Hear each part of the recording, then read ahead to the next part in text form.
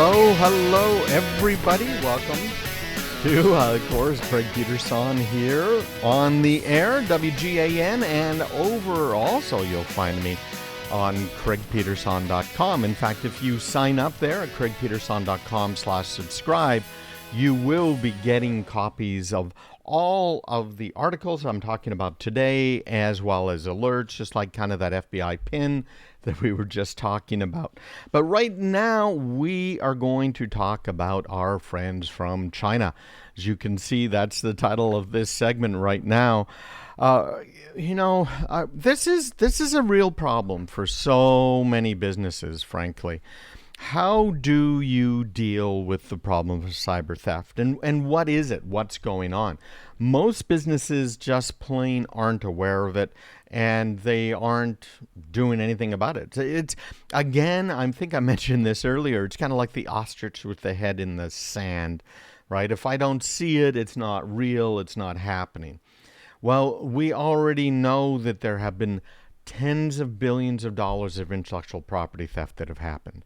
We've got President Trump out there right now who is trying to negotiate with China to make it so that we don't have to give our intellectual property to the Chinese military.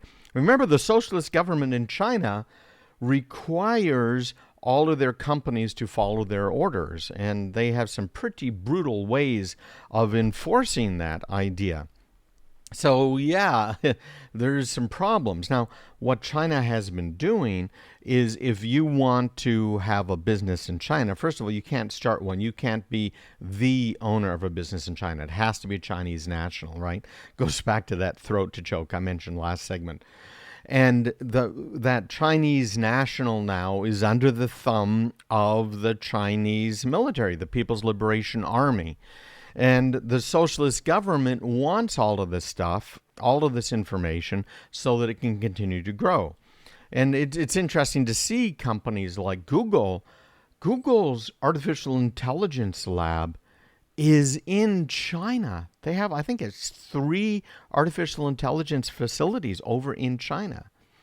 So companies that are going to China not only have to have a Chinese national own the majority of the company there in China, but all of your intellectual property has to be given to the socialist government and the Chinese military.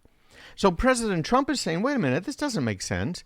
We're losing our competitive advantage by giving all of this intellectual material to China. It's just not fair to us at all because we are building all of this really cool stuff. We have spent billions of dollars in trying to develop technology only to have it stolen by China. Now, if you look at Apple and what Apple does, they kind of keep some of their technology separate. So they'll load up some software in the U.S. They're building their high-end machines here in the U.S. now. And they're trying to keep this stuff safe. But because of the trade embargoes, the tariffs that are going on, there have been a lot of companies that have moved out of China, which I think is really, really good. I remember back in the late 90s, Walmart had signs everywhere, made in America. And some of the stuff wasn't. It was being made in China. And then Walmart shifted to, over the last 20 years, almost everything is made in China. I hope to see that change. So what China is trying to do now is, okay, so if you bring your business to China, you've now given us all of your intellectual property. That's the problem, right? Obviously. So some businesses are not taking their intellectual property to China. There are businesses who are here in the United States who are contractors or subcontractors or subcontractors to the military. And they have certain requirements to have U.S. citizens working for them, to keep information quiet and secret, the ITAR's compliance that we've talked about on the show before, the DFARS requirements. And that some of that extends also to research that is being done by our universities. So how's China going to get their hands on all of this information? Well, it turns out what they have apparently been doing is they send people over to go to American universities and work in some of these university programs and take that information then and bring it back to China, acting effectively as spies for China. So they go back to China, they have all this intellectual property, they use it for the PLA, for their socialist military over in China, and they use it to compete on an unfair footing with the U.S. and with other countries. Now, most of these universities are more than happy to take the money from the Chinese who want to come over here, and they don't care, right? But President Trump's trying to stop that line. Well, that brings us to what we're talking about right now. I'm going to put that up on the screen again. But there is an airliner that China is releasing now. It's called a C919. And this is an airliner that is built domestically in China. And it's going to become commercially available sometime in the next few years. We'll see. But here's what's starting to get interesting. When they dug into this airplane, when the U.S. dug into the airplane trying to figure out, okay, so what components does it have? What is it doing? How did they do this? It got very, very concerning. CrowdStrike is a company you've heard about before. They are involved with trying to diagnose the break-in for the Democratic National Committee. CrowdStrike's been involved in a lot of stuff over the years when it comes to cybersecurity, and they're pretty darn good at it, okay, and doing some of these investigations. Well, CrowdStrike is saying that based on information pieced together from multiple recent U.S. Department of Justice indictments and from CrowdStrike's own tracking of Turbine Panda, which my company has had involvement with before. Turbine Panda, by the way, is a Chinese government-backed cyber espionage group that's been working in aerospace companies since 2010. So based on all of that, and a great article, by the way, in Dark Reading that I'm quoting from, you'll find on my website as well at craigpeterson.com.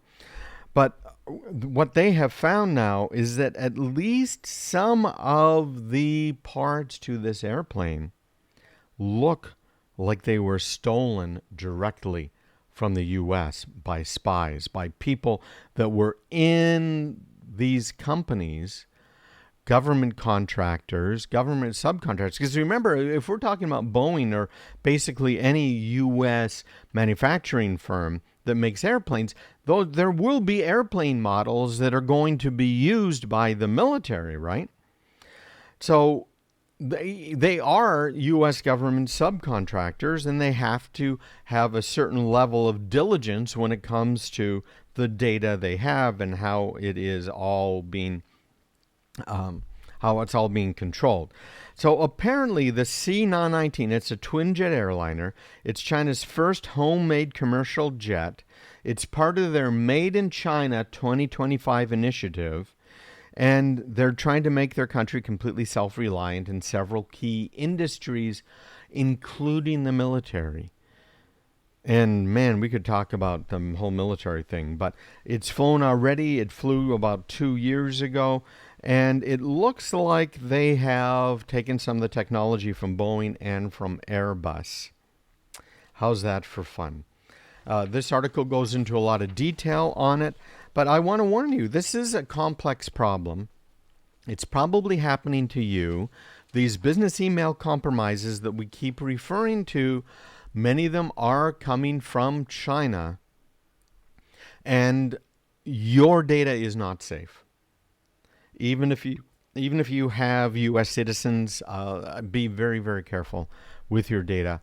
U.S. citizens working for you, because China is getting their hands on it, and that means we will be at a disadvantage from a technology standpoint, maybe a military standpoint, and maybe your business will go under, like a company I know whose whole livelihood is threatened because of this. When we get back, we're going to talk about Microsoft Defender and a new feature in it. Of course, you are listening to Craig Peterson.